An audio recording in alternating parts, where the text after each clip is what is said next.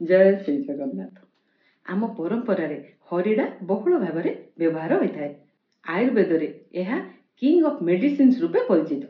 एक प्रकार छोट कला हरिड़ा मिले जहाँ जंगी हरिड़ा कहुए। जंगी हरिड़ा गुंडे मुह मिसाई खाइले ताहा काशर एक अव्यर्थ घरोई उपचार अटे। भाइराल इन्फेक्शन द्वारा काश हेले यह अपर रेस्पिरेटरी ट्रैक्ट को आक्रांत करे। यही हरिड़ारे चेबुलाजी एवं चेबुलिनिक एसिड भली टेनिन्स रही जहाँ एंटी टॉक्सिक रूपे काम करे। हरिड़ार एंटी इन्फ्लामेटरी गुण रही।